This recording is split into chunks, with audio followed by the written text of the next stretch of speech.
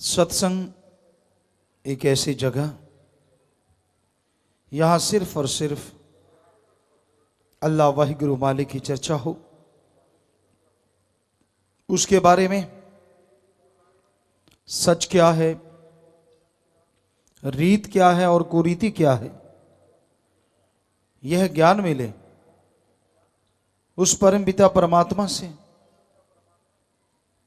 जुड़ने का, उस तक जाने का रास्ता मिले और बदले में कुछ भी न देना पड़े। इसी का नाम सच्चा सत्संग है।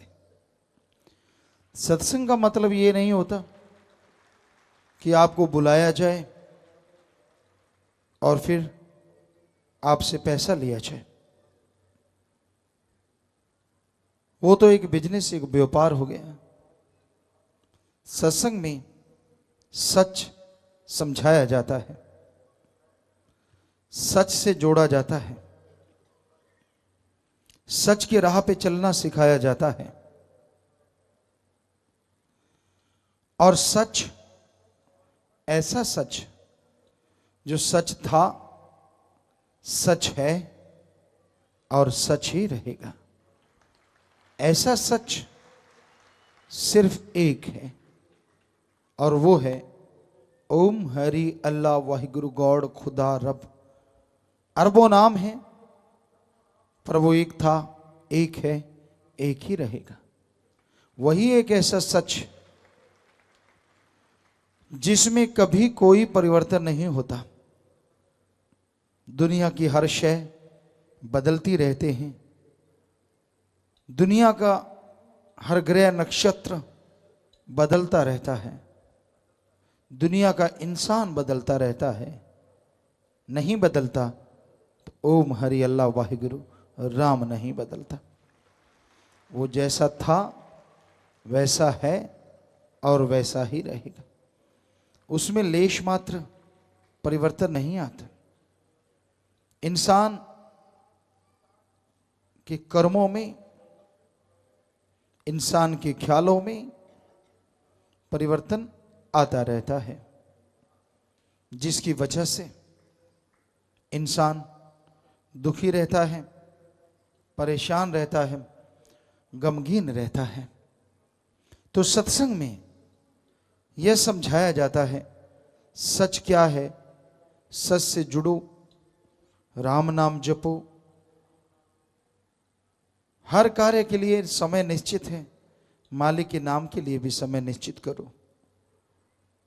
सुबह शाम कम से कम आधा घंटा सुबह, आधा घंटा शाम मालिक की भक्ति करो। उस प्रभु की भक्ति करने से इंसान के अंदर ऐसा विल पावर, ऐसा आत्म बल आता है जिससे वो बड़ी से बड़ी परेशानी को खत्म कर देता है। उसके अंदर की कमियां दूर होती हैं और वो परिपूर्ण होता हुआ मालिक की कृपा दृष्टि के काबिल बनता चला जाता है। अगर आप अपने गम, दुख, दर्द, चिंताओं से मुक्ति चाहते हो, अगर आप पूरी जिंदगी में परमानंद हासिल करना चाहते हो, तो ये जरूरी है कि आप मालिक का नाम जपा करो, अभ्यास करो। सुबह शाम जरूर अभ्यास करो। अभ्यास से ही आप मालिक की कृपा पात्र बनेंगे। अभ्यास से ही मन रुकेगा, वरना मन बड़ा जालिम है। मन कभी मानता नहीं कि अल्लाह वाहिगुरु पल पल में ध्यान रखता है, हर क्षण, हर पल और हर जगह, हर समय होता है। इसी पे एक बात ख्याल में आई, आपको सुनाते हैं। पुराने समय में, आज से बहुत पहले की बात है, जब संत पीर फकीर गुरु मंत्र देते थे तो पहले अजमाया करते थे। एक बार दो लोग गए एक मुर्शिद कामिल के पास, एक गुरु के पास। कहने लगे जी हमें गुरु मंत्र चाहिए। संतों ने निगाह मारी, एक काबिल है और एक नाकाबिल, कैसे करें?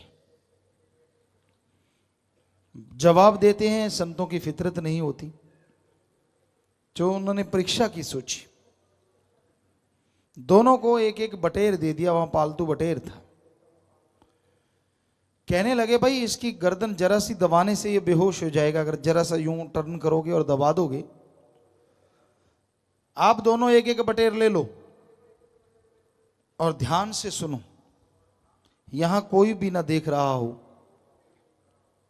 वहां जाके इसकी गर्दन दबाना, बेहोश करके वापस ले आना। दोनों ने बटेर ले लिया।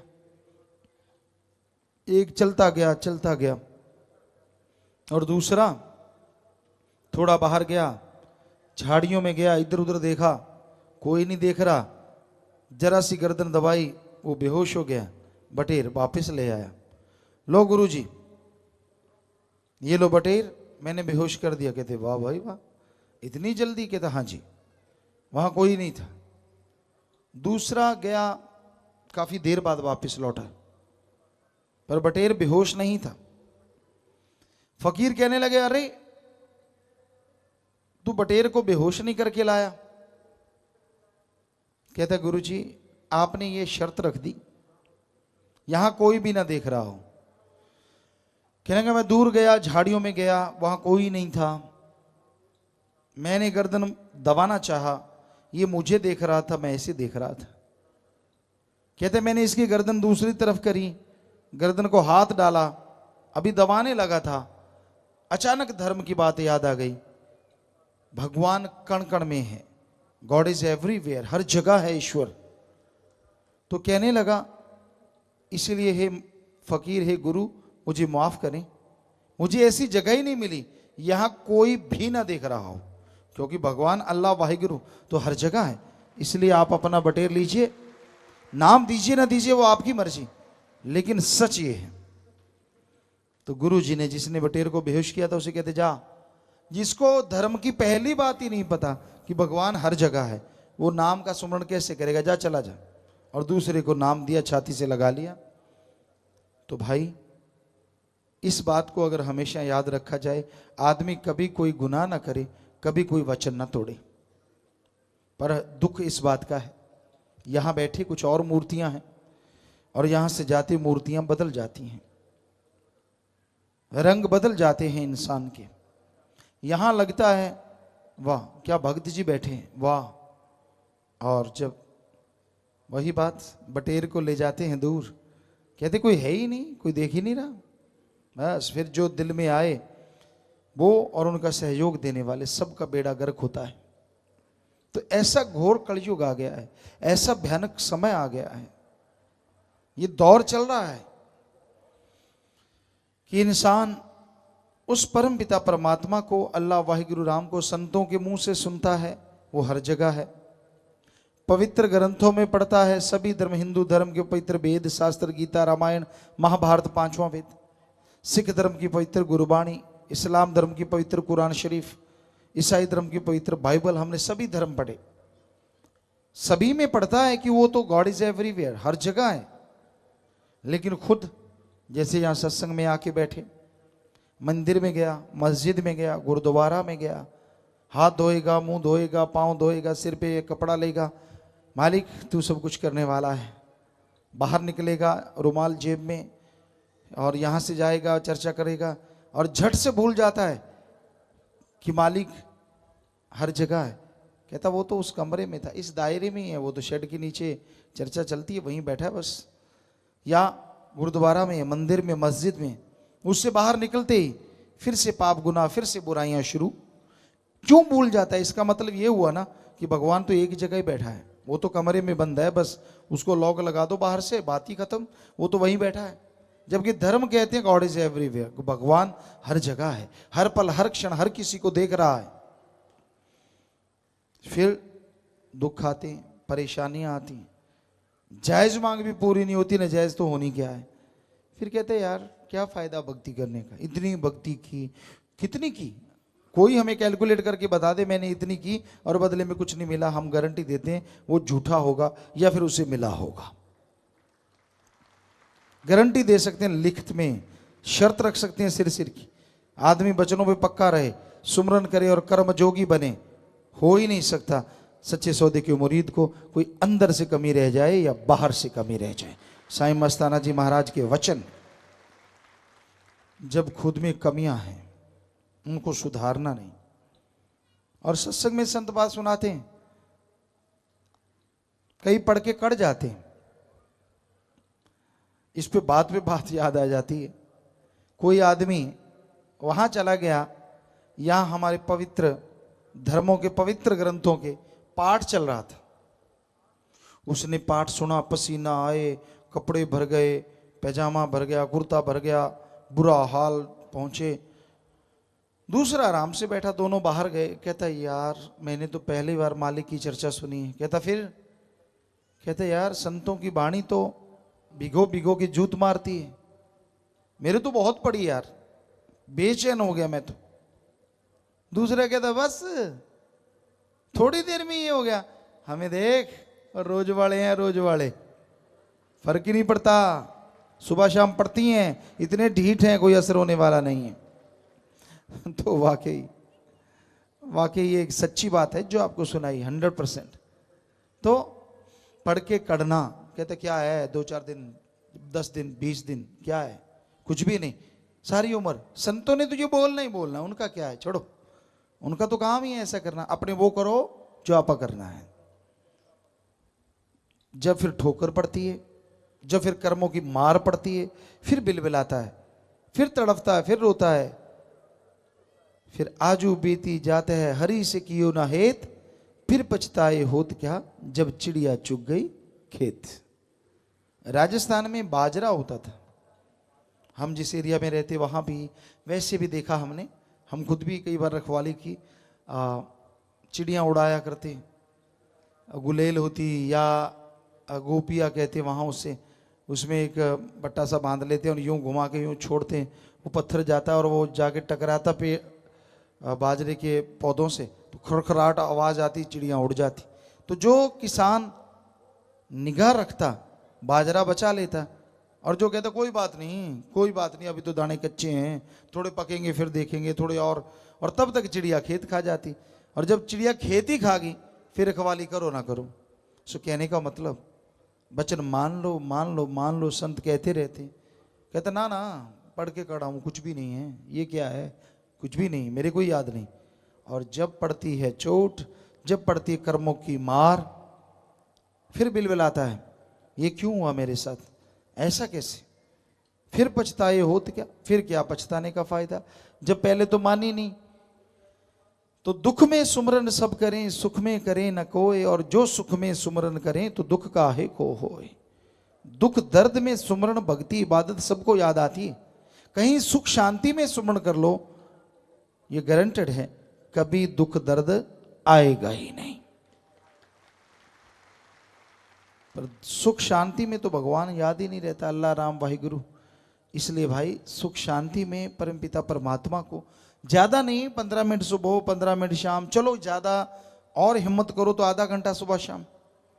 बताइए 1 घंटा ही हुआ 24 घंटे में, 23 घंटे आपके काम धंधे के लिए। क्या आप अपने शरीर की तंदुरुस्ती के लिए, अपने बाल बच्चे कुलों के लिए घंटा सुबह शाम भक्ति नहीं कर सकते?